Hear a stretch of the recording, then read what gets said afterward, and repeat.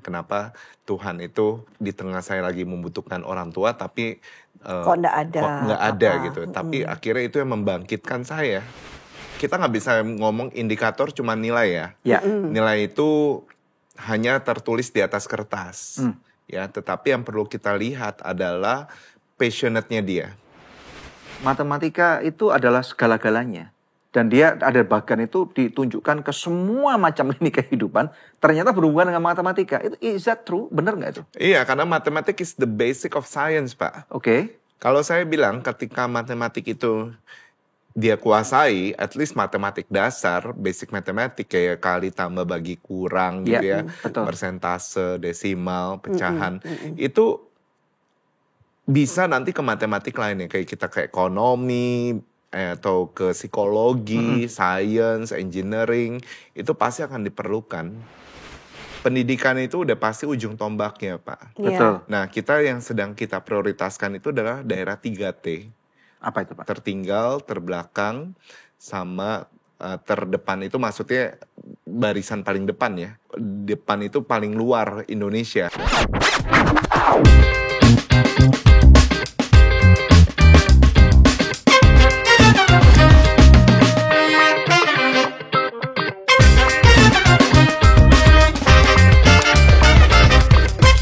Apakah kampus top itu akan menentukan masa depan anak kita? Kalau kalian adalah para orang tua, episode ini sangat cocok sekali buat kalian. Dengarkan sampai habis. Di Good News Program hari ini kita datang seorang tamu yang sangat spesial yang bernama Dr. Anton Wardaya, MSc, MPP, CDMS. Beliau adalah seorang CEO dari Wardaya College dan ini merupakan suatu kehormatan buat kami di Good News Program untuk hari ini kita bisa berbincang-bincang tentang pendidikan dan terutama beliau juga adalah salah satu staf Kementerian Pendidikan Republik Indonesia.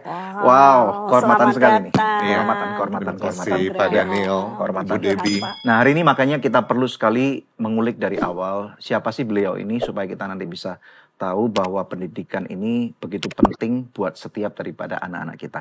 Pak Anton, apa kabarnya? Puji Tuhan baik Pak Daniel, Ibu Debbie. Ya, suatu kehormatan juga saya berada di Good News pada hari ini. Kami yang merasa sangat terhormat dong. Terima kasih kedatangannya. Ya. Dikenalkan oleh seorang sahabat baiknya Pak Anton, teman masa kecil ya. Iya, teman SMA ya. Ya, puji Tuhan. Puji Tuhan. Pak Anton, kalau kita ngelihat hari ini Pak Anton ini mempunyai gelar yang sangat panjang dan juga sangat passionate banget dalam pendidikan dan bahkan bisa menjadi staf Kementerian Pendidikan Republik Indonesia. Tell us, kasih tahu kami siapa Pak Anton ini dan kok bisa journey-nya sampai sespektakular ini. Jadi saya ini seorang dosen Pak di suatu kampus di Jakarta juga. Ya. Jadi saya sudah mengenyam pendidikan sampai S3. Wow. Ya, jadi memang saya melihat bagaimana pendidikan itu sangat penting. Bahkan di keluarga saya juga itu pendidikan, selalu ibu saya selalu bilang kita harus memprioritaskan pendidikan. Ya. Nah, saya sendiri pernah menjadi seorang guru juga. Ketika saya lulus S1 saya menjadi seorang guru di salah satu sekolah di Jakarta. Lalu baru saya melanjutkan studi ke luar negeri. Seperti itu. Untuk melanjutkan studi S2 saya dan akhirnya saya melanjutkan studi S3 saya. Nah, dari perjalanan saya itu, saya memenuhi istilahnya bahwa panggilan sebagai seorang guru itu adalah suatu pekerjaan mulia. Pasti. Iya. Itu. Ya, pahlawan tanpa tanda jasa. Pahlawan tanpa tanda jasa. Betul. Ya. Jadi saya melihat karena ibu saya juga seorang guru, Pak. Oh, nice. Bu ya. Jadi itu saya terinspirasi juga dengan sosok mama saya gitu ya, dan termasuk ibu guru saya, yaitu guru kimia saya lagi tuh bilang seperti ini. Kalau kamu mau jadi kaya, ya mungkin guru itu bukan ini ya, bukan profesinya, tetapi kekayaan secara materi ya, tapi kekayaan secara batinia itu adalah ketika melihat murid-muridnya itu berhasil di kemudian hari kelak. Benar sekali. Itu.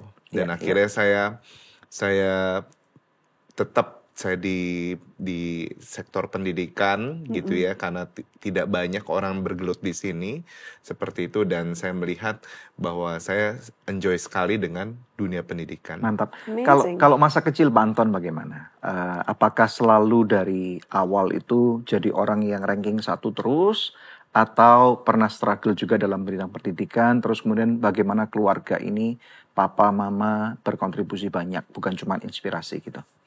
Jadi kalau saya sendiri, ayah saya sebenarnya sudah meninggal waktu saya umur 14 tahun. Wow, Jadi belia saya banget ya. seorang anak yatim, 14 tahun. Wow. Papa meninggal karena sakit lagi itu, dan akhirnya saya mesti berusaha bekerja keras. Dalam arti bekerja keras itu seperti apa? Jadi saya mesti cari nafkah dari Oh, ya? umur 14 Sambil itu. sekolah, sambil sekolah, kerja. Iya. sambil kerja, saya lagi itu saya lesin. Oh, memberikan les-lesan. Les-lesan, Oke. adik-adiknya teman saya dari door to door. 14 tahun udah ngajar. Sudah ngajar. Wow. Kayak gitu. Mata pelajaran apa waktu itu? Matematika, Pak. Matematika IPA. Pelajaran yang paling sulit buat Iya, iya. anak-anak sekolah. Oke. Kenapa bagi beberapa orang matematika itu paling dibenci, tetapi bagi orang-orang seperti Pak Anton, itu matematika itu justru adalah sesuatu yang menyenangkan? Mungkin karena gini ya, karena ibu saya itu seorang guru, Pak. Ya. Jadi mengajar matematika itu jadi beliau ngajarin secara konsep gitu. Jadi ya. mama adalah seorang guru matematika? Guru matematika. Oh, anaknya guru Oke. matematika. Tapi ya guru beda. matematika SD apa ya? SD. SD Iya, gitu ya. Ah. Tapi Iya, iya. SD kan berarti ngajarin semuanya tuh. SD Betul, segala betul, macam. betul. Matematika IPA juga. Nah, Iya. terus karena mama seorang guru ya, beliau akan ngajarin kita anak-anaknya itu gimana konsep matematikanya. Nah, dari situ saya mulai seneng nih dengan matematika gitu ya. Saya bilang, wah ini menarik ya. Namanya juga anak-anak ya Pak ya. Betul. Jadi ketika dikasih soal, wah kita langsung kerjain gitu kan. Nah, waktu SMP SMA saya ketemu guru matematika yang juga saya sangat sukai gitu ya. Istilahnya pelajarannya jadi menantang saya nih. Dan akhirnya saya melihat bahwa matematika itu bukan sesuatu yang menakutkan. Nah, True, itu true, penting. Faktor guru ternyata Iya. gitu Betul, kan. saya setuju sekali. Karena saya ini pernah nggak naik kelas, Pak. Kelas 5 SD dulu saya nggak naik kelas, tapi ya puji Tuhan saya bisa ketemu sama istri saya ini sejak kelas 5 SD. Iya udah sebentar aku mau curhat dulu sebentar, boleh ya. Jadi ketika saya nggak naik kelas itu pelajaran saya hancur lebur tentunya pastinya ya.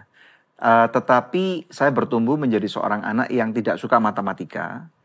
Yang mengherankan ketika saya nggak naik kelas kan malu nih ya. Jadi belajar sungguh-sungguh, kelas 5-nya ketika mengulang jauh lebih bagus. Kelas 6 jauh lebih bagus. Nah, turning around dalam kehidupan saya sebenarnya itu ketika SMP. Saya bertemu dengan seorang guru matematika yang menjadi guru les saya. Siapa? Namanya Bu An. Oh, Oh. bukan. Itu Di guru Surabaya. matematika Ini guru juga. sekolahmu kan? Guru kelasmu kan? Wali kelas. Wali Jadi kelasmu aku nggak kan? bisa les sama dia. Betul. Nah, Bu An ini orangnya passionate banget dalam menjabarkan matematika. Betul. Sehingga sampai di raport saya itu mungkin matematika saya either 8 atau 9 dari seorang anak yang nggak naik kelas gitu. Karena tentunya bukan ya, menurut saya sih saya nggak bodoh. Tetapi karena lagi-lagi peran seorang guru ini seorang menentukan. guru, yes. Nah, Sangat banyak menentukan. orang tua meremehkan Iya. peran guru ini. Tetapi kami berdua percaya guru ini sangat penting. Silakan diteruskan, Pak. Ya bahkan kalau saya bilang saya ingin memuliakan profesi guru. Wow. Itu. Mantap. Karena guru itu ujung tombak suatu bangsa nih. True. Betul. Kalau pendidikannya maju, itu ditentukan oleh apa? Oleh guru-guru di dalam negara tersebut. Yes. Itu. Iya, Dan iya. untuk mendapatkan guru-guru yang berkualitas, tentunya pemerintah harus memperhatikan juga dong ya. Harus banget Ibu Debbie. Jadi bagaimana kesejahteraan guru itu juga Yes. harus sangat diperhatikan. Yes. Ya, berarti Pak Anton ini istilahnya all the way mendapatkan pendidikan yang terbaik karena orang tua juga concern ya, walaupun Papa nggak ada ketika berumur 14 tahun. Tapi maksudnya gini, jadi saya sendiri itu kalau bilang versi terbaiknya mungkin nggak bisa maksimal ya Pak ya. Jadi ketika saya mau belajar sesuatu nih di kelas tambahan Ya. di luar gitu ya, misalnya les. Oh. Misalnya, tentu kan karena saya tidak punya uang, ya akhirnya lagi itu saya misalnya lagi itu mau belajar bahasa Inggris gitu kan.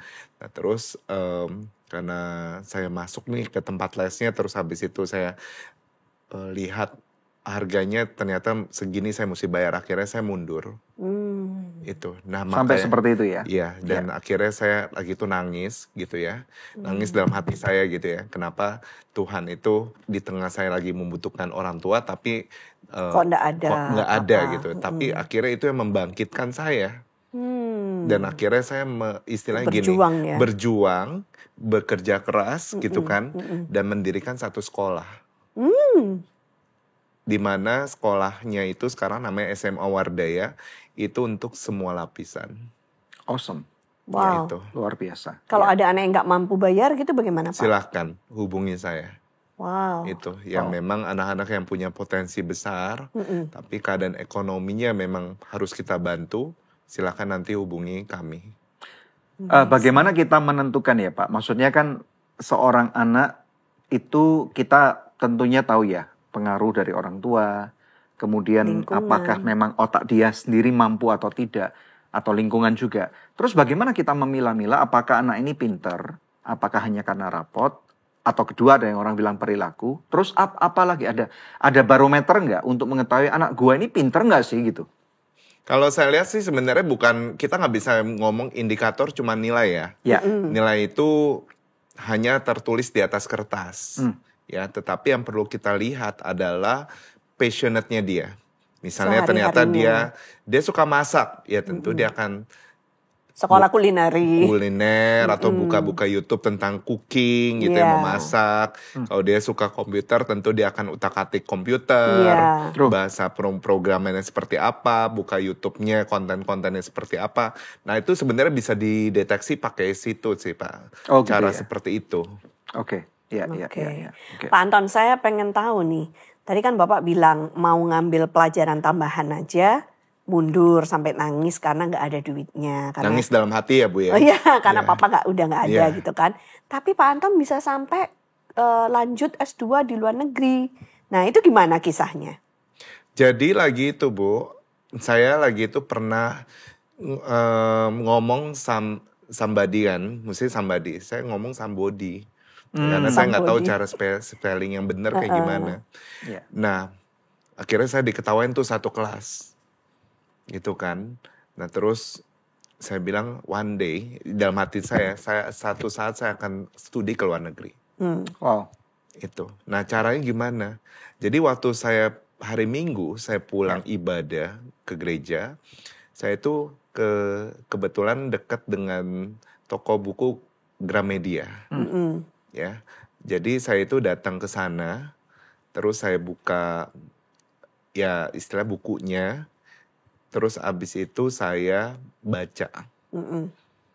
Lagi itu mungkin internet nggak begitu ini ya, suatu fasilitas yang wah lah kalau kita punya internet gitu ya. Mewah. Nah, akhirnya yang saya lakukan seperti itu. Misalnya, sekarang halaman 1 sampai 10. Minggu depannya saya datang lagi, saya baca 11 lagi sampai 11 sampai 20. Oh, Dan wow. akhirnya sampai selesai buku itu. Tapi itu zaman buku di Gramedia nggak diplastikin kali ya? Ya, kan Jadi ada bisa buku dibuka. ada buku yang dibuka, Bu. Oke. Itu loh, ada buku yang dibuka yang dimana kita bisa baca kan, seperti itu. Dan saya sendiri kan tidak punya uang untuk beli bukunya. Iya. Jadi kalau saya lihat kalau kita punya kemauan, Ada jalannya. pasti ada jalan. Oke. Kayak gitu. Dengan membaca-baca buku itu, terus Bapak kaitannya apa sampai bisa sekolah ke luar negeri? Jadi akhirnya kan tentu pengetahuan saya kan jadi Bertambah, bertambah. Oh, mestinya spellingnya kayak gini. Gitu kan, pronunciation-nya. Tuh, grammarnya kayak gini. Dan akhirnya saya bisa belajar bahasa Inggrisnya dari situ. Dan akhirnya salah satu kan kalau kita mau studi ke luar negeri ya tentu IELTS-nya ya. Iya. Itu harus bagus. Betul. Seperti Ya. itu. Dan kita bisa dapetin beasiswa ke luar negeri. Bapak dapat beasiswa? Dapat beasiswanya. Kuliah di Dari? mana Pak waktu itu? Dan dari Saya di Singapura, Pak. Oke. Itu. Oke. Dapat beasiswa dari mana Pak? Dari Singapurnya sendiri. Wow. ASEAN Scholarship. Keren. Asian Seperti Scholarship. itu. Oke. Oke. Ya saya dengar juga selain sekolah formal yang Bapak punya, Bapak juga punya Wardaya College ya. Ya. Di mana itu mempersiapkan anak-anak yang berprestasi untuk berlomba. Untuk Bener apa mengikuti enggak? olimpiade Olimpiade, dan lomba-lomba, iya. Bu. Ya, jadi kalau saya lihat kita tuh 270 juta penduduk. Gitu kan, terbesar keempat di dunia. Ya. Masa kita selalu kalau lomba itu kalah gitu ya dengan negara-negara yang ya let's say kita ngomong Singapura lah ya, 5-6 juta penduduk. Ya. Sedangkan di Singapura kalau lomba itu mereka dibina itu. Nah makanya ketika saya kembali ke Indonesia, Ada saya fotonya. Ya, ini murid-murid Bapak ya, oh iya yang pergi berolimpiade. yang ikut olimpiade seperti itu. Jadi lagi itu kita membentuk satu komunitas, yaitu komunitas untuk anak-anak olimpiade, seperti itu. Nah disitulah akhirnya bahwa ternyata ketika dibina, istilahnya dipersiapkan anak-anak itu bisa meraih medali, seperti Ya. itu. Kalau ngelihat foto daripada anak-anak muda ini Pak, mereka pasti adalah orang-orang atau anak-anak muda yang punya potensi besar, sangat brilian. Nah, bagaimana sih proses untuk mencetak seorang anak untuk menjadi seseorang yang sangat brilian seperti mereka? Mungkin kita bisa memperdalam ke sana. Jadi proses ini pertama kita biasanya harus lihat dari passionnya dulu Pak. Satu passion ya. Passionnya dulu. Oke. Jadi ketika passionnya sudah ada, bahwa anak ini memang dia punya talenta ya, yang dia di mana di science ya atau matematik, itu kita bisa lihat, oh ternyata anak ini punya keahlian di bidang ini dan kita bisa mengikuti kelas. Ya. Seperti itu. Karena kelas, misalnya kalau di sekolahnya tidak punya kelas persiapannya, berarti dia harus mengikuti satu komunitas seperti Wardai College. Oke. Seperti itu. Right. Nah, saya pernah ngelihat waktu saya kuliah dulu ya puji Tuhan saya memang pernah kuliah di Kanada nih. Waktu itu di tempat saya kuliah itu di tempat guru matematika nih. Dia bilang matematika itu adalah segala-galanya. Dan dia ada bahkan itu ditunjukkan ke semua macam lini kehidupan. Ternyata berhubungan dengan matematika. Is that true? Benar nggak itu? Iya, karena matematik is the basic of science, Pak. Oke. Kalau saya bilang ketika matematik itu dia kuasai, at least matematik dasar, basic matematik kayak kali tambah bagi kurang gitu ya. Betul. Persentase, desimal, pecahan. Itu bisa nanti ke matematik lainnya. Kayak kita ke ekonomi, atau ke psikologi, science, engineering, itu pasti akan diperlukan. Psikologi ada matematikanya Pak? Ada dong Bu. Jadi kalau misalnya itu kan ada parameter, oh anak ini misalnya tes psikologi, nah itu kan juga ada matematikanya, bikin alat ukurnya, seperti itu. Untuk menentukan berapa IQ-nya gitu ya. Kan ada perhitungan matematiknya, statistiknya. Iya. Tadi Bapak ngomong passion. Jadi ini karena kita ngomong tentang dari seorang profesor matematika, berarti bagaimana kalau seorang anak passionnya bukan matematika? Apakah dia tidak mungkin akan bisa menguasai matematika secara lebih advance? Atau mungkin teknik belajarnya salah? Kalau saya bilang, itu pertama ya bisa dipengaruhi oleh faktor guru Pak. Yang tadi kita bicarakan. Iya. Oke.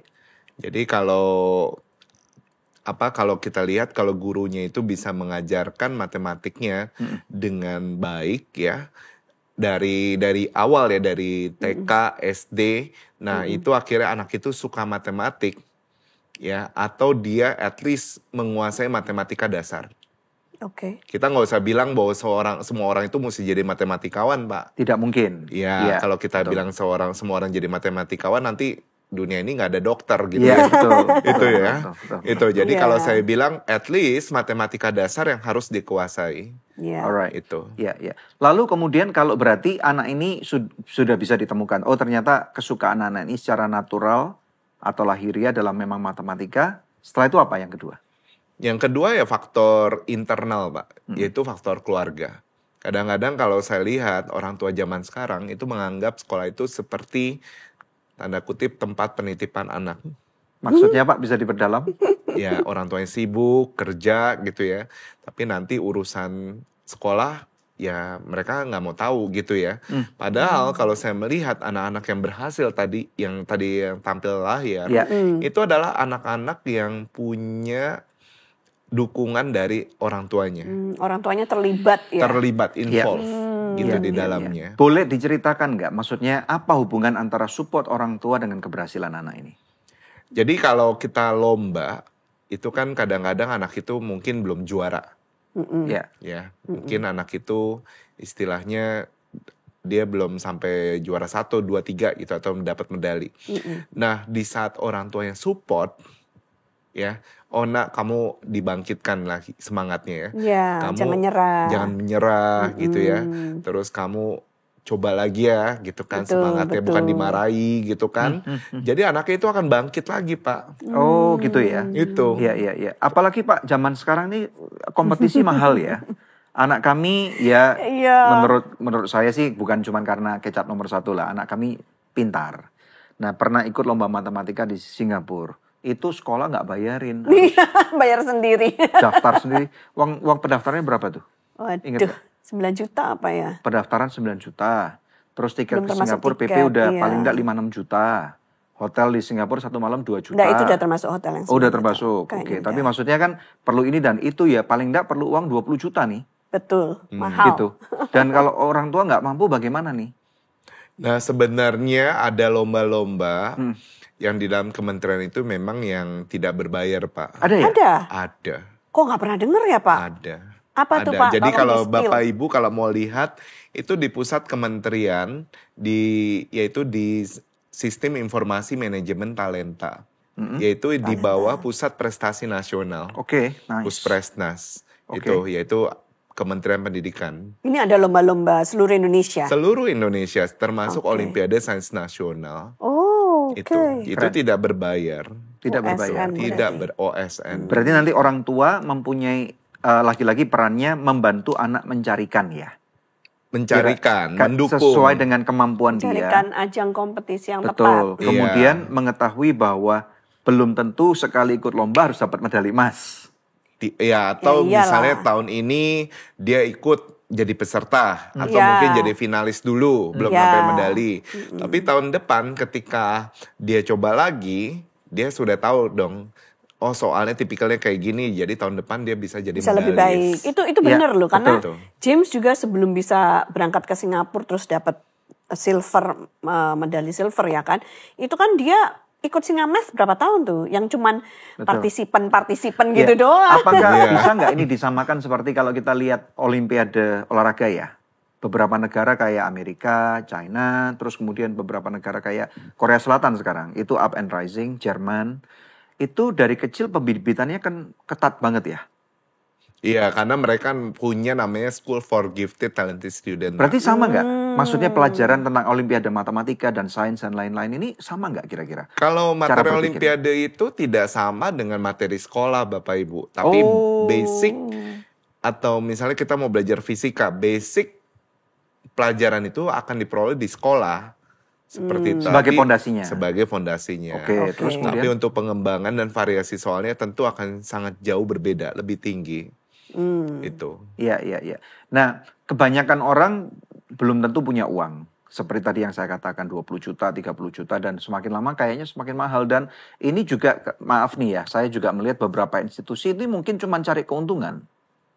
Karena misalnya contoh ada satu olimpiade yang anak saya mau didaftar untuk ikut, tapi lesnya harus bayar ke sana dan mahal banget. Gitu. Nah ini bagaimana menurut Bapak? Jadi sekarang ini Bapak Ibu itu ada lomba-lomba yang memang makanya kenapa SMT itu mensortir lomba-lomba yang memang diakui kementerian. Oke. Kalau lombanya semakin mahal itu semakin sebenarnya ya dipertanyakan sih. Yang tadi saya katakan itu. Iya. Cuman keuntungan doang gitu. Iya, karena akhirnya jadi profitable. Ya. Semakin sebenarnya lomba-lomba yang semakin tidak berbayar itu malah lomba-lomba yang istilahnya itu yang diakui kementerian, Diakui negara. Cuman kan gini Pak, kita kan fokusnya kenapa anak kita diikutan lomba-lomba supaya ada exposure internasional sehingga kalau rekornya itu tercatat, maka nanti kalau dia lulus SMA pasti banyak tuh universitas yang mau menerima dia untuk memberikan beasiswa di universitasnya. Apa betul seperti itu? Iya, tapi link lomba itu kan kayak misalnya di Wardah College. Kita lomba itu harganya sangat terjangkau ya, nggak sampai jutaan gitu ya. Dan itu diakui Bu. Oke. Diakui di universitas. Oh oke. Itu. Karena yang mengadakan itu maksudnya mengadakan tuh seperti University Waterloo nice. atau University Sydney, itu kan memang prestige university ya, istilahnya yang memang univ top juga seperti itu, dan memang meminta Wardaya sebagai hostnya di Indonesia. Oh, nice. gitu ya. Oke. Berarti ini kita mengundang tamu yang tepat nih. Ya. Karena saya juga melihat tadi Bapak berkata nih, kita masih di poin yang kedua nih, bahwa orang tua perannya sangat penting. Misalnya contoh aja, saya punya seorang sahabat nih yang anaknya sangat gifted banget main piano. Dan itu kalau di beberapa kota nih ya, terutama di kota Surabaya nih, kami dari kota Surabaya nih asalnya ya. Orang tua sampai menyembunyikan gurunya siapa nih. Nah itu banyak terjadi sih, banyak terjadi. Banyak ya? Ada yang maksudnya, saya nggak mau kasih tahu guru ini, gitu kan, takut nanti kalau anaknya belajar tersaingi. Bisa kayak gitu, Pak? Ada. Oke, ini satu sisi yang mungkin banyak orang nggak tahu ya. Dan kalau mungkin sampai anaknya gagal, sampai dimarah-marah, dimaki-maki kayak gitu, kamu anak kurang pintar, ini kurang latihan apa gitu. Ya itu kan jadi anaknya jadi down ya. Nah itu, gimana? Akhirnya jadi nggak berkembang. Kalau ketika anak mengalami kegagalan, apakah dalam lomba, kompetisi, atau ketika nilai mata pelajarannya sedang drop, itu sikap yang baik yang harus dilakukan oleh orang tua seperti apa? Kalau kita lihat prosesnya dia sudah maksimal, ya istilahnya dia udah belajar misalnya, ternyata belum sampai mencapai hasil yang bagus, ya kita harus hargai dong. Anak ini sudah berproses. Tapi kita kadang-kala sebagai orang tua, kita melupakan prosesnya ini. Kita selalu lihat di ujungnya doang, resultnya doang, hasilnya. Oh kamu belum dapat medali, berarti kamu belum maksimal. Padahal anaknya udah jungkir balik nih belajarnya. Itu. Kalau dia sudah berproses dan dia sudah hasilnya mungkin belum, istilahnya belum sampai yang terbaiknya versinya dia, kita encourage Bu. Kita bangkitkan lagi. Karena yang diperlukan anak-anak ini adalah support dari orang tuanya. Berarti orang tua harus sabar gitu ya. Sabar, karena kita sebagai orang tua itu kan kadang-kadang maunya seperti ya langsung deh habis ini langsung anaknya langsung jadi bersinar, berbuah gitu kan. Wah, anak teman saya nih udah bisa prestasi sana sini, kok anak saya masih belum. Kan setiap anak kan prosesnya berbeda-beda. Iya.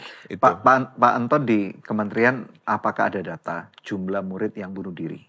Kalau jumlah murid yang bunuh diri, saya tidak tahu Pak. Kayak gitu. Kalau saya sendiri pribadi saya tidak tahu. Ya, tapi ada ya. Maksudnya saya rasa akhir-akhir ini ya puji Tuhan tidak mendengar kabar itu. Tetapi beberapa tahun yang silam ada beberapa anak-anak di Jakarta yang ketika justru persiapan ujian nasional kemudian dia bunuh diri.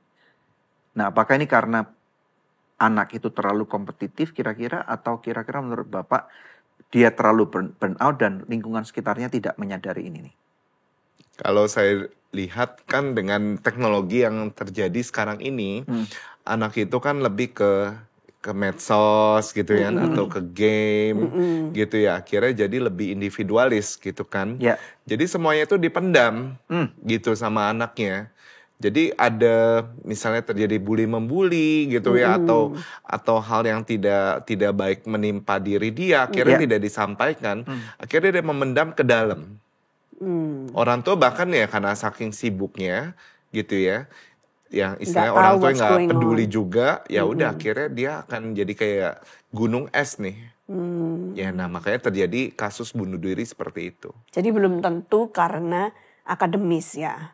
Akademis ya tentu salah satu tekanan. Kalau misalnya dia nilainya nggak bagus gitu ya, kalau tidak ada support dari orang tua, atau bahkan dia mungkin waktu di kelasnya itu dibilang, oh nilai kamu kok jelek ya, gitu kan, atau malah pasti kan anak-anak yang nilainya jelek ini biasanya kebanyakan dikucilkan, gitu kan. Istilahnya saya nggak mau lah sama temen yang nilainya jelek gitu kan. Akhirnya dijauhi juga. Memang ada stigma kayak generasi strawberry atau apapun juga lah, yang mana memang sebenarnya itu tidak baik, terlalu judgmental. Tetapi ada nggak orang-orang yang memang terlahir dengan kondisi kejiwaan yang lebih lemah dari yang lain? Kalau saya bilang itu pasti dari keluarga Pak. Iya kan. Kita nggak bisa bilang, karena waktu lahir itu kan anak itu kan posisinya sama ya, kalau menurut saya ya, waktu bayi kayak gitu. Tapi waktu keluarga itu, kalau mental ya kita ngomong ya, Iya, betul. Kalau mental, kalau kondisinya dia selalu di pressure dari sejak bayi sampai dia bertumbuh dewasa, ya lama-lama dia akan terbentuk dalam tekanan. Berkaca dari pengalamannya Pak Anton, waktu bertumbuh ya, nggak ada apa-apa, kemudian kadang-kadang juga mungkin nyesek di dada karena mau ikut ini nggak bisa, mau belajar itu nggak bisa, nggak ada uang, nggak ada fasilitas. Bagaimana Pak Anton atau Anton kecil atau Anton muda itu bergulat di dalam tekanan jiwa dan kemudian malah menang di dalamnya? Jadi waktu itu saya punya tekad Pak. Makanya kenapa Wardah itu adalah my father name. Itu. Jadi saya bilang, saya ya waktu saya lagi itu yang diketahui satu kelas, itu ya saya akhirnya punya tekad untuk saya mengubah nasib saya gitu ya. Saya bilang I will prove it gitu ya, saya akan buktikan. Cuma prosesnya itu lama. Gitu. Saya mesti sampai lewatin SMA, kuliah gitu kan. Nah, kuliahnya di mana S1-nya Pak? Saya di ITB. ITB, ngambil jurusan? Matematik. S2-nya di? Saya ke Singapura. Singapura di sekolah? NTU. NTU ngambil jurusan? Matematik komputasi. Wow. Komputer.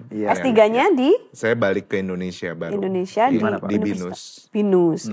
Ngambil jurusan? Ke sistem informasi, computer science. Mantap itu. Mantap sudah. Keren. Mantap sudah. Alright, dan hari ini Bapak sudah membuktikan nih ya. Iya, jadi sebenarnya kalau saya lihat yang penting adalah ya mungkin lagi itu saya dapat support dari mami saya, gitu ya.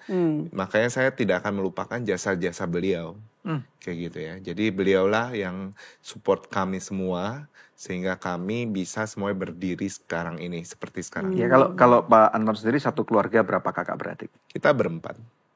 Saya anak terakhir, ya tapi kita lagi itu waktu papa meninggal ya kita sama-sama bekerja semuanya. Wow. Amazing. Wow. Dan kakak adik sekarang udah mencapai posisi-posisi yang luar biasa nih. Sudah. Jadi mereka sudah bekerja di perusahaan-perusahaan besar juga. Mantap. Keren. Tuhan baik. Ya. Kalau ngomong ini Pak sekarang pendidikan di Indonesia, bagaimana Pak? Ini dengar-dengar katanya ujian nasional mau dibawa kembali. Jadi sebenarnya ujian nasional itu kan namanya packagingnya sekarang namanya TKA Pak, Bu, ya. Itu tes kompetensi akademik. Nah, kenapa kita perlu ada suatu ujian nasional, yaitu sebagai quality control kita. Betul, setuju. Dalam sistem pendidikan kita. Saya sih setuju dengan adanya karena dulu ujian nasional. Kita kan juga selalu ada ujian nasional ya, SD kelas 6, SMP kelas 3, SMA kelas 3. Karena kalau tanpa ujian kita nggak bisa menentukan posisi kualitas seseorang standar. Kan? Agak susah juga ya. Ya bahkan bukan cuma seseorang tapi sekolah. Iya, di sekolahnya nggak Indonesia, bisa distandarisasi. pemetaannya. Jadi setiap sekolah akhirnya mempunyai standar yang beraneka ragam. Floating. Ya bisa mungkin 90 di sekolah A belum tentu sama dengan 90 di sekolah B. Iya betul. Itu. Jadi makanya sekarang ini kenapa saya setuju ujian nasional itu diadakan kembali ya supaya menstandardize semuanya itu sama.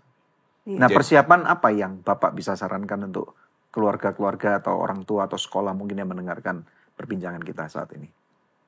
Ya tentu kalau ujian nasional sekarang ini kan ada matematika, bahasa Indonesia, bahasa Inggris ya, itu yang wajib mereka ikuti. IPA enggak Pak? Kenapa? IPA enggak? IPA dan IPS itu jadi mereka boleh pilih Bu, dua subjek pilihan lainnya. Jadi nanti dua pilihannya misalnya saya mau ambil fisika, ekonomi silakan atau fisika, kimia silakan. Seperti itu. Nah yang penting adalah mereka kan ini menyukai yang mereka nanti mengambil yang mereka sukai ya, bidang studinya itu. Nah ketika itu mereka persiapkanlah dengan sebaik-baiknya itu. I see. Karena kalau sekolah nggak ada ujian juga nanti kasihan anak-anak ini ya nggak tahu caranya mempersiapkan diri mereka, mental mereka untuk menghadapi ujian hidup. Karena dalam hidup banyak ujian, ya nggak sih? Betul. Ya apalagi kalau sebelumnya Bu, Pak itu kurikulumnya itu bahwa semua anak itu naik kelas. Itu berbahaya loh menurut saya. Ya itu berbahaya makanya sekali. Akhirnya jadi anak-anak ini kebanyakan istilahnya udah naik kelas, pasti naik kelas. Males aja juga bakal naik kelas. Nilainya itu juga naik, dan tidak ada ujian nasional, ya udah anaknya juga akhirnya jadi malas belajar. Itu nanti SDM macam apa yang dihasilkan buat Indonesia di masa depan? Tidak kompetitif, Bu. Ya, ketika saya nggak naik kelas 5, itu malunya bukan main. Dan itu seperti, ya saya beruntung karena orang tua saya nggak mukulin saya. Tetapi nggak usah dipukulin pun kayaknya untuk ketemu mereka aja saya udah sangat malu dan sangat merasa bersalah sekali. Dan kemudian memang waktu itu yang perlu diperhitungkan, mama saya juga sempat mendudukkan saya dan membuat perhitungan. Dalam arti, kamu uang sekolah ini berapa 1 tahun? Dia buatin gitu. Itu, uang sekolah berapa, guru les berapa, terus kemudian makan berapa sehari-hari, baju dan yang lain-lain. Dan itu membuat mata saya terbuka.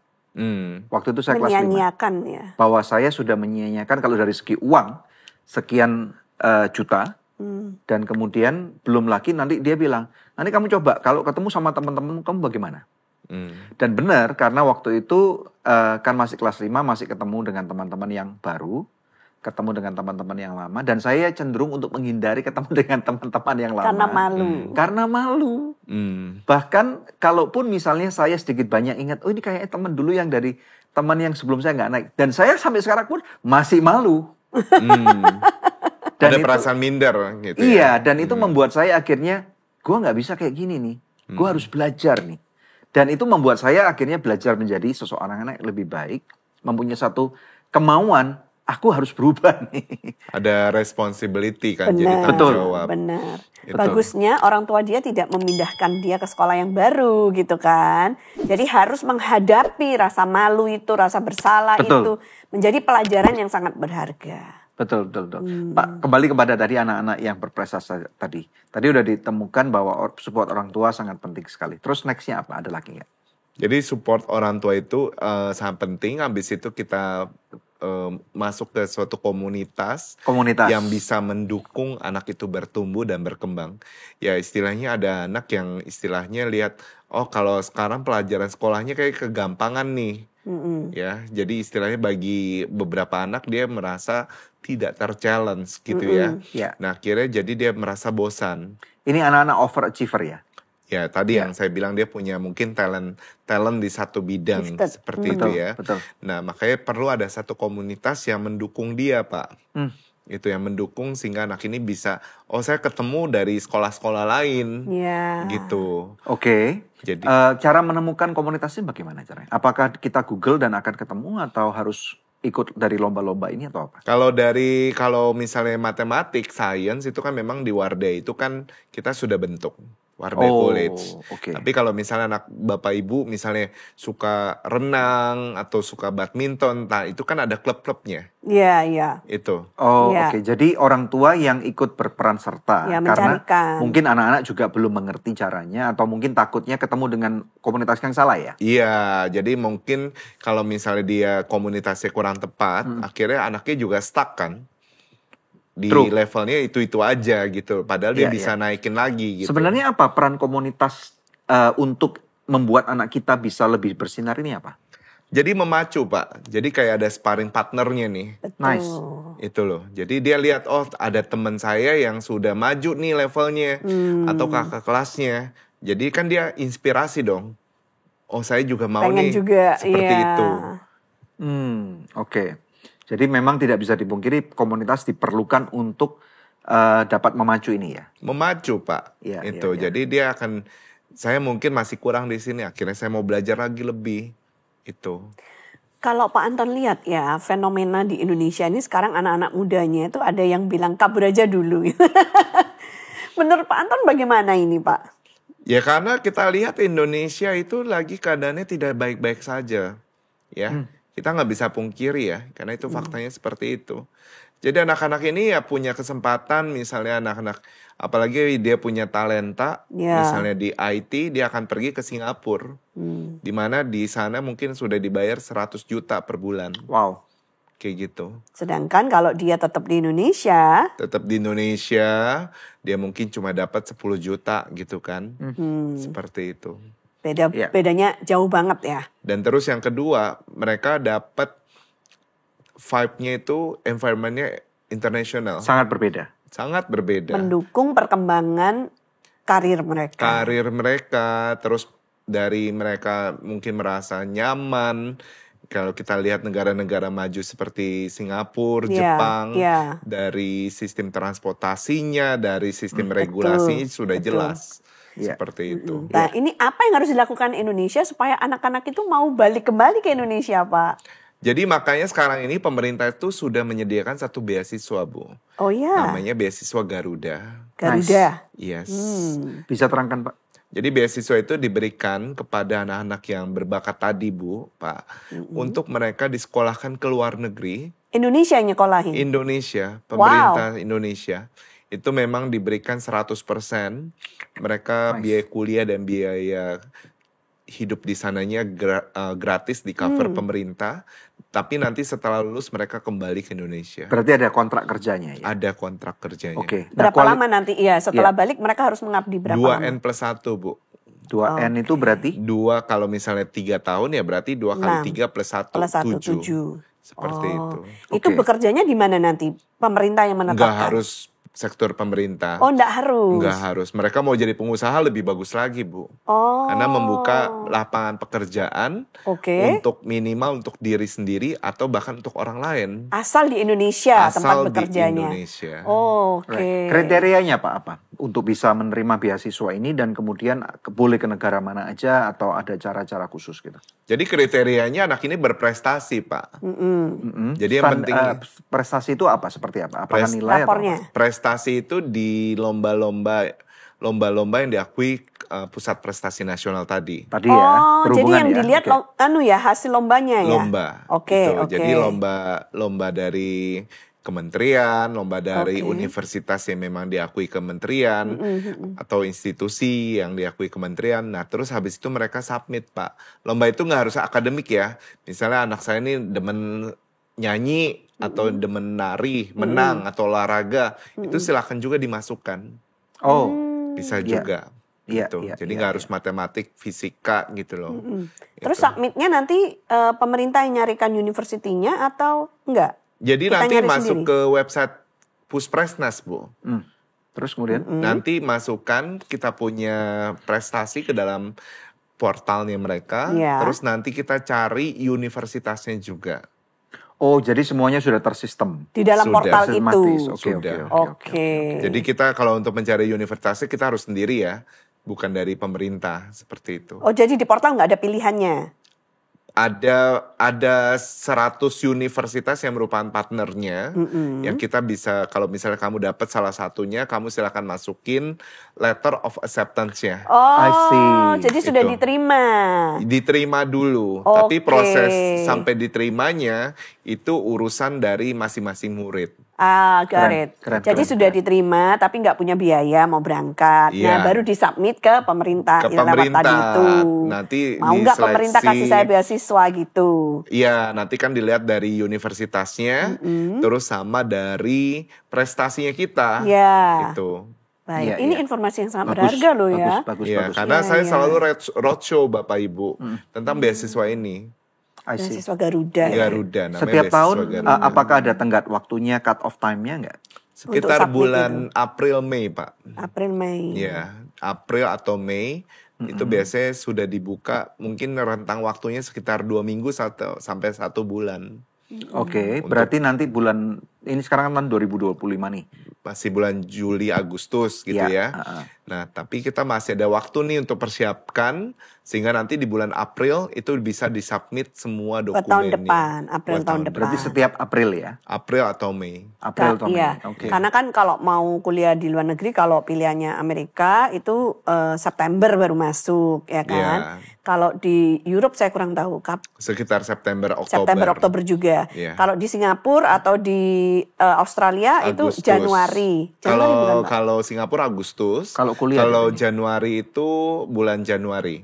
Australia. Oh iya. Singapura juga Januari, Pak. Singapura itu. Kalau kampus nggak dong? Singapura Januari. No. Nggak, Singapura. Oh iya, Agustus ya. Singapura itu kalau negara belahan utara itu di atas itu bulan, karena musim dinginnya kan di bulan Desember, Bu.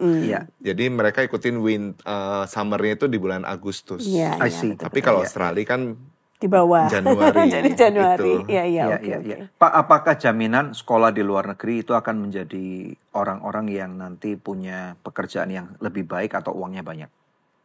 Kalau saya bilang tergantung universitasnya ya. Kenapa, Pak?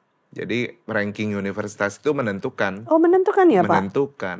Makanya Ivy League itu jadi Ivy League, target anak-anak muda ya. Russell Group. Boleh Bapak ini jabarkan kenapa? Jadi karena ketika kita masuk ke universitas unggulan, universitas top itu, cara berpikir, cara networking kita akan jauh berbeda, Pak. Terus menarik. kerjasama dengan industri juga sangat kenceng sekali.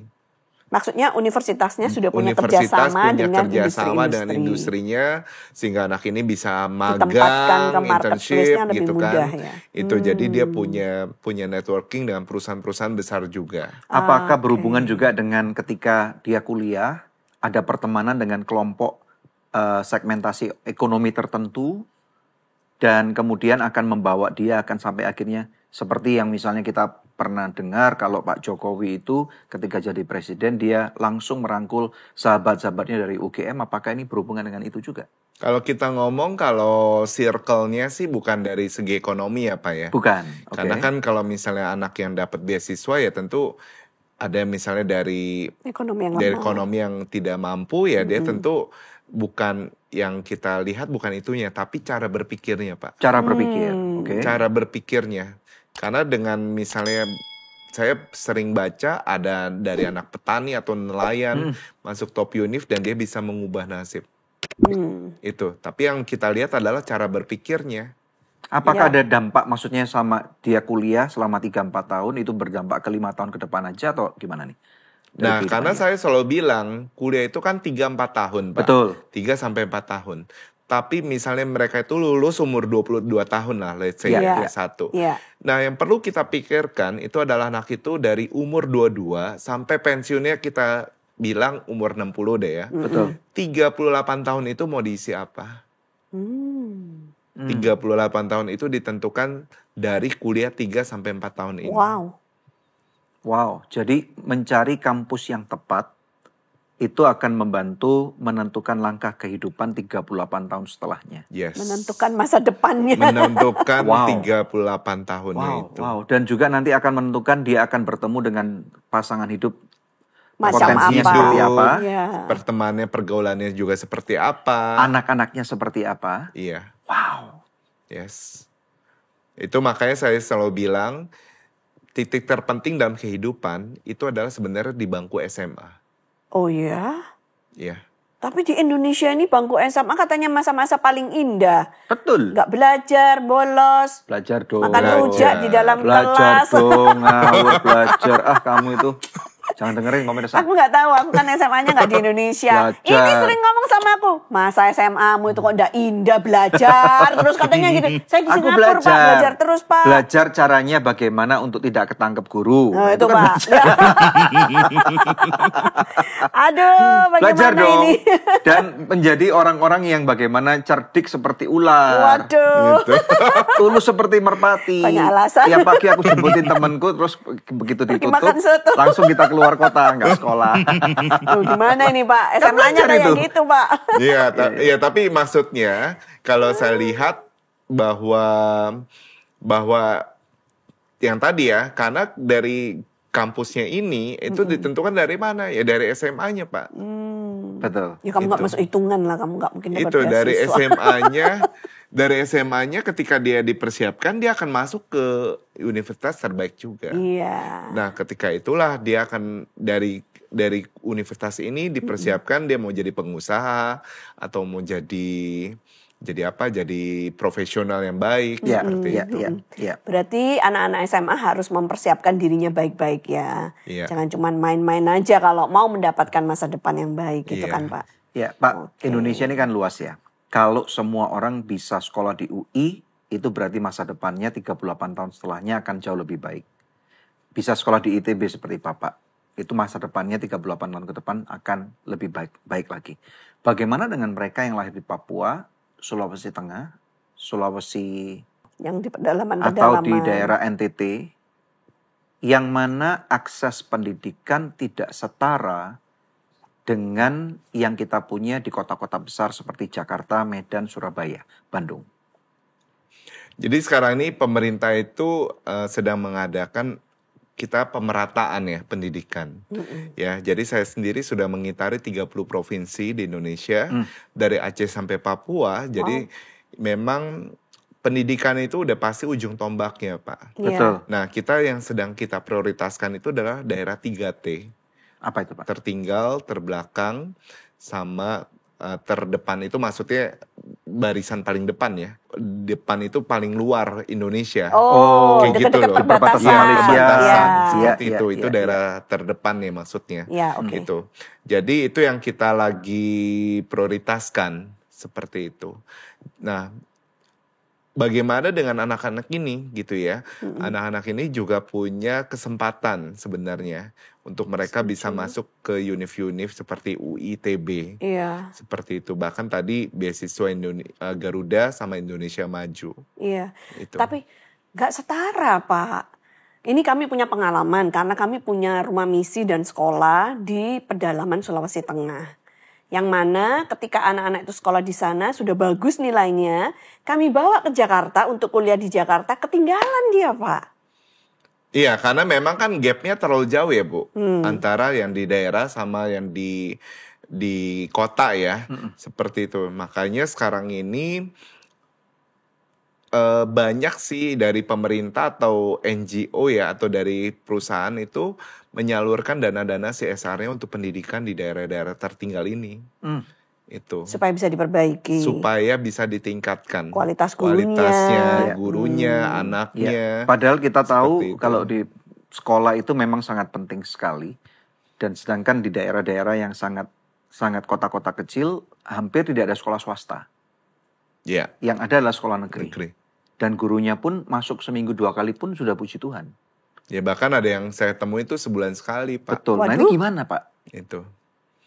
Jadi makanya sekarang ini kita dari pemerintah itu memang lebih mengutamakan orang-orang lokalnya.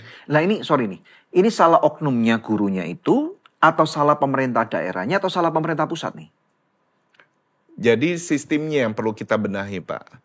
Jadi kalau misalnya kita tinggal di Papua, kalau guru-gurunya bukan orang lokal sana, Pak, akhirnya kan mereka ya pertama bukan daerahnya mereka, atau rasa memilikinya tentu akan berbeda, gitu ya. Makanya kenapa sekarang orang-orang lokal di daerah tersebut itu disekolahkan, supaya nanti mereka kembali lagi ke daerahnya. Mereka yang akan ngajar anak-anak tersebut. Iya. Sehingga tidak terjadi lagi guru itu cuma misalnya 2 minggu atau cuma 1 bulan baru datang, seperti itu. Karena kan mereka ada rasa sense belonging ya, ingin memajukan daerahnya. Itu. Ya, berarti ini akan kira-kira equilibrium ini akan tercapai kira-kira berapa tahun dari sekarang? Proses ya, menurut saya minimal aja kayaknya seperti 10 tahun, Pak. Masih lama. 10 tahun lagi berarti 2035. Ya masih ada 2045 kan Indonesia emas, Bu. Ya masih yakin ya Pak ya. Indonesia cemas, semoga bukan ya. Cemas, bukan lemas gitu ya. Semoga tercapai nih ya Indonesia emas. Amin. Kita masih Pak, optimis. Optimis. Oke. Itu dan kita lihat lagi ini pemerintah itu maunya pemerataan, sehingga kenapa dibikinlah sekolah Garuda. Ada sekolah Garuda? Ada. Mulai kapan, Pak? Sekolah Garuda, sekolah reguler, sama sekolah rakyat. Berarti yang Garuda itu yang top tier? Ya istilahnya yang mereka yang punya talenta di satu bidang gitu ya. Di science, engineering mereka akan diasramakan di satu tempat. Mulai kapan? Mulai tahun ini, Bu. Tahun ajaran baru ini. Tapi nanti dibully, Pak, di sana. Ntar anak-anak yang pintar mati nanti dipukulin. Terus gimana? Enggak, karena kan memang semuanya sudah diseleksi untuk masuk sekolah itu, termasuk dari mental sama karakternya. Itu. Dan tapi kan nggak menutup kemungkinan ada banyak sekolah-sekolah pemerintahan yang khusus dipersiapkan untuk mempersiapkan anak-anak ini. Saya nggak mau sebutin namanya. Tapi kemudian terjadi pemukulan, pembunuhan di sana, terus gimana? Pembulian. Kalau ini kan tentu kalau Kalau ini kan kita sudah antisipasi ya sebelum mereka masuk seperti itu ya. Jadi kita gak maulah terjadi hal-hal seperti ini ya. Apalagi ini kan talenta anak-anak Indonesia seperti itu. Jadi jangan sampai mereka cuma pinter, tapi mereka tidak punya akhlak gitu kan. Tidak punya karakter yang bagus gitu. Nah itu yang kita memang mau bentuk di dalam satu sekolah ini. Itu di mana lokasinya nanti Pak? Ada 12 titik Bu, saat ini ada 12 titik. Ada di Jakarta 1, itu Muhammad Nusri Tamrin. Terus ada di Sumatera Utara, Sekolah Del. Terus di Solo itu Pradita Dirgantara, ada 12 titik sih. Mantap. Tapi rencana kita mau bangun 40 titik. Wow. Kalau misalnya seseorang merasa bahwa anaknya mempunyai kemampuan, bagaimana caranya mendaftarkan di sekolah itu atau dipilih oleh negara? Nanti diseleksi Pak. Akan mengikuti seleksinya. Berarti ada cara sistem pendaftaran? Ada. Mereka ada tes masuknya, terus ada wawancaranya juga, ada dari tes mental, fisik, segala macam. Great. Awesome. Dan itu bisa jurusan apapun juga ya? Jurusan apapun. Gitu. Wow. Nah, terus nanti ada lagi yang sekolah rakyat tadinya, yang tadi saya sebutkan, itu juga untuk anak-anak dari keluarga marginal. Ya, jadi supaya memutuskan rantai kemiskinan, anak ini memang kita asramakan, gitu ya, supaya tidak terlalu banyak berinteraksi dengan orang tuanya. Supaya kenapa? Supaya nanti kan kadang-kadang kalau dari keluarga marginal ini kebanyakan orang tuanya nanti minta tolong ya supaya anaknya jadi tetap kerja gitu ya, pergi ke sekolah, gitu. Jadi akhirnya jadi nggak fokus belajar, gitu loh. Jadi masih mesti bantuin orang tuanya kerja, itu loh. Itu yang kita bukannya kita bermaksud untuk memisahkan gitu ya, tapi untuk supaya anaknya tetap fokus belajar. Dan ini sudah ada berapa titik Pak kalau yang sekolah rakyat? Rakyat itu ada 100 titik Bu. Untuk tahun ajaran baru ini? Tahun ajaran ini di seluruh Indonesia. Mantap. Dan ini gebrakan baru nih ya dari pemerintah ya. Saya bilang bagus gitu ya, dari kementeriannya juga saya mendukung gitu ya. Itu. Iya. Cara daftarnya bagaimana juga sama? Sama. Jadi kita submit, kita punya surat dari RT, RW ya, kalau sekolah rakyat juga sama seperti itu. Dan itu memang tidak berbayar. Untuk bisa mengetahui lebih lanjut ada websitenya Pak yang bisa? Ada nanti kalau ke sekolah rakyat ini bisa ke Kementerian Sosial Bu. Itu. Ketik aja di Google sekolah rakyat gitu loh. Kalau yang sekolah Garuda tadi? Sama juga, sekolah Kementerian Garuda. Sosial juga? Kalau Garuda itu Kementerian Pendidikan. Kementerian Pendidikan. Jadi ada sekolah Garuda dari Kementerian Pendidikan, kemudian sekolah rakyat dari Kementerian Sosial. Kementerian Sosial. Kemudian ada lagi? Kementerian satu lagi sekolah reguler. Reguler. Ini yang sekolah yang biasa memang ini. Sudah ada. Yang seperti sekolah negeri ini. Ya, sekolah negeri. Yang sudah ada. Yang sudah ada. Oke, baik. Tapi nggak berasrama ya kalau sekolah negeri. Iya, nggak berasrama. Tiga ini aja ya. Oke, baik. Pak Anton Wardaya, terima kasih sekali. Kami sangat diberkati Pak Daniel, Bu dengan Debbie. semua bimbingan, pernyataan dan pemikiran-pemikiran yang luar biasa. Kita berdoa untuk orang-orang yang hebat bersinar, anak-anak Tuhan yang menguasai gunung-gunung pendidikan akan menjadi Menteri Pendidikan. Amin. Tuhan memberkati. So Good Susu Steril kemasan baru 100% Indonesia. So Good Susu Steril, cara enak bikin body enak. So Good Susu Steril, 100% Indonesia, 100% ngenakin. Tuhan. Pemirsa, ada doa yang sudah terjawab, saya akan bacakan. Shalom Bapak Ibu, puji Tuhan, berkat bantuan doanya anak saya sudah diterima di Fakultas Kedokteran di Universitas Airlangga Surabaya. Kami menyaksikan ini pun total karena anugerah dan ikut campur Tuhan Yesus yang sangat kami andalkan. Amin. Wow, puji Tuhan, selamat ya buat anak ibu. Kalau masih ada di antara pemirsa yang memerlukan bantuan konseling atau doa, jangan lupa menghubungi kami di nomor yang tertera atau melalui email ke doa@anugerah.net. Ya, kalau kita lihat dari firman Tuhan, saya hari ini tidak akan menampilkan satu ayat khusus ya. Tetapi mari kita lihat, saya pribadi percaya sekali dengan apa yang Dr. Anton tadi katakan, guru itu memegang peran penting. Nah di Alkitab kita juga rupanya memakai prinsip ini. Kita lihat nih, Daniel, Sadra, Mesah, dan Abednego. Mereka bertemu dengan seorang guru yang kemudian mendidik mereka sistem Babilonia. Dan ketika mereka adalah anak-anak yang punya karakter yang hebat, firman Tuhan mengatakan dari karakter ini takut akan Tuhan dan ketemu dengan guru yang pas. Firman Tuhan mengatakan mereka adalah orang-orang yang menjadi 10 kali lebih pandai daripada orang-orang Babilonia. Nah kemudian yang kedua, ingat seorang yang sederhana namanya Hadasah, yang kemudian dipilih menjadi seorang ratu namanya Ratu Esther.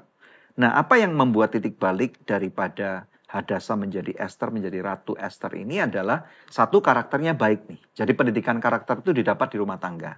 Demikian pula Daniel, Sadrak, Mesak, dan Abednego. Mereka mempunyai common ground adalah pendidikan karakter yang kuat di dalam rumah tangganya. Tetapi kemudian tidak bisa dipungkiri bahwa Hadasah ini ketemu dengan salah satu eunuch atau orang kepercayaan raja yang mendidik Hadasah ini untuk tahu taste and preference daripada Raja Ahasiveros. Nah kemudian sampai akhirnya raja menjadi terpesona dengan Hadasah karena cara pembawaan diri yang sudah dididik oleh seorang guru yang hebat nih. Nah akibatnya apa? Dia dipilih menjadi ratu, menjadi permaisuri yang kemudian ujung-ujungnya menyelamatkan bangsa Israel dari pembunuhan Haman. Ya, jadi ini kita lihat nih. Jadi alangkah berjasanya kehidupan kalian kalau ada para guru yang menyaksikan episode ini. Kita sangat berterima kasih kepada kalian atas nama Good News Program dan semua orang Kristen dan seluruh bangsa Indonesia. Kita berterima kasih untuk guru-guru yang mengabdi baik di kota-kota besar, terutama di desa-desa, di pedalaman, di atas gunung dan di bawah lembah. Kalian memberikan hidup untuk mendidik anak didik kalian. Ingat, yang kalian didik itu adalah anak-anak Tuhan. So, berikan hidup kalian dengan sungguh-sungguh, bukan karena untuk cuman mendapatkan uang saja. Nah, bagi para orang tua, didiklah anak saudara dalam takut akan Tuhan, karena mereka adalah anak-anak yang Tuhan titipkan untuk membangun bangsa dan juga memuliakan nama Tuhan. Kita berdoa kalau ada episode ini yang menjadi berkat buat kalian, tentunya jangan lupa untuk berikan komentar. Mungkin ada pertanyaan kepada narasumber kita hari ini, Bapak Anton Wardaya, nanti kita akan sampaikan. Nanti beliau juga akan tentunya bisa memberikan satu jawaban. Atau berikan komentar apa yang Anda pelajari dari episode ini dan juga sharekan kepada mereka yang memerlukan kata-kata kekuatan tentang pendidikan anak-anak dan masa depan mereka. Oke? Puji nama Tuhan. Mari kita berdoa. Kami bersyukur hari ini. Terima kasih untuk episode ini. Kami berdoa untuk narasumber kami, Dr. Anton Wardaya. Engkau berkati hidupnya, mimpi-mimpi besarnya, supaya Tuhan, kairosmu itu tergenapi. Rencanamu yang indah tergenapi dalam kehidupan beliau. Terima kasih, berkati istri dan juga putrinya. Kami percaya masa depan mereka ada di tangan-Mu dan mereka ada di tempat yang terbaik. Terima kasih Bapak. Juga berdoa untuk para pemirsa sekalian, mereka yang lagi bergumul tentang pendidikan anak-anaknya, mereka yang bergumul dalam kehidupannya. Kami berdoa biarlah Tuhan Engkau yang menjawab setiap daripada pergumulan mereka. Terima kasih hari ini kami boleh belajar banyak dan biarlah nama-Mu dipermuliakan. Di dalam nama Tuhan Yesus Kristus kita berdoa dan mengucapkan syukur. Yang percaya katakan amin. Amin. Pemirsa, kalau Anda diberkati melalui episode hari ini, jangan lupa bagikan ulang supaya lebih banyak orang bisa belajar bersama-sama dengan kita. Sampai jumpa di Good News yang berikutnya. God bless you. Terima kasih. Oke. Wow. Thank you so much.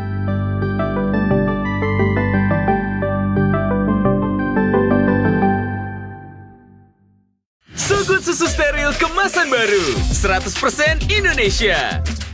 So Good Susu Steril, cara enak bikin body enak. So Good Susu Steril, 100% Indonesia, 100% ngenakin.